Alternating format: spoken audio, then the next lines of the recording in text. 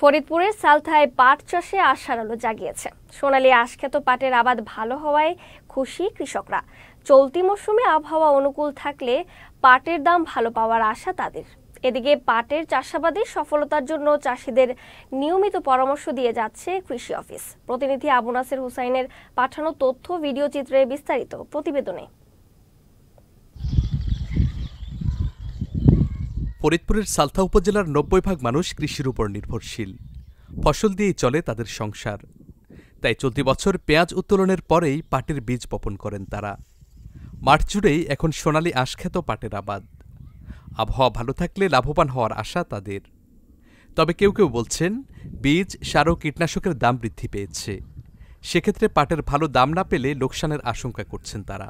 পাট পেঁয়াজ উঠেই পাটের ভিতরে মুনেছি, পেঁয়াজ উঠে হেলাইছি, পাট এখন নীল দিতেছি। যদি যেভাবে বাড়ির মতো যদি দেওয়া নামে সময় মতো তাহলে আর পাটে খুব লাভবান হবার পারবো।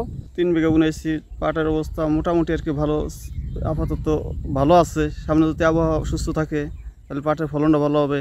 পাট ইনশাল্লাহ ভালো হবে। পাট এনে ভালো আছে, কিন্তু সেনায় পাট সব শেষ করে দিল। এরপরে পাটের যা খরচ, এ তো প্রচুর। এটা কিসে না লাগতেছে 700-800 টাকা। এ তোমার কোনো লাভই নাই। যদি পাট 5,000 নিচে মনে হয় তাহলে কৃষক একেবারে মরে যাবে। পেঁয়াজের মধ্যে পাট বপন করার পরে এরপরে পাট পেঁয়াজের উঠে নিয়ে গেছি। এরপরে পাট ফাঁকা হয়ে গেছে। আমরা এরপরে পেঁয়াজ উঠানোর পরে এটার নিড়, যেটাকে বলা হয়, আমরা টেঙ্গি দিয়ে নিড় দিতেছি। নিড়ের পরে কেউ কেউ আবার কিছু সার দিতেছে। আশা করা যায় যে এর থেকে ভালো হবে এবং দেশের আবহাওয়া যদি ভালো থাকে, আল্লাহর উপর ভরসা করে বলি, পাট এবারও আশানুরূপ ফলাফল আমরা পাবো।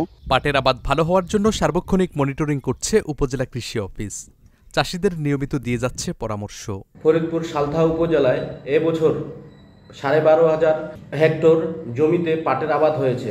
মাঠে সহজমিনে আমরা যাই কৃষকদের সঙ্গে আলাপ আলোচনা করে কোন কীটনাশক কোন সময় দিতে হবে এবং কি কোন প্রয়োগ করতে হবে, সার কীভাবে পরিচর্যা করতে হবে, এইভাবেই আমরা নির্দেশনা দিচ্ছি কৃষকদেরকে। আগাছা পরিষ্কার ও পাট গাছের পরিচর্যায় এখন ব্যস্ত কৃষকরা।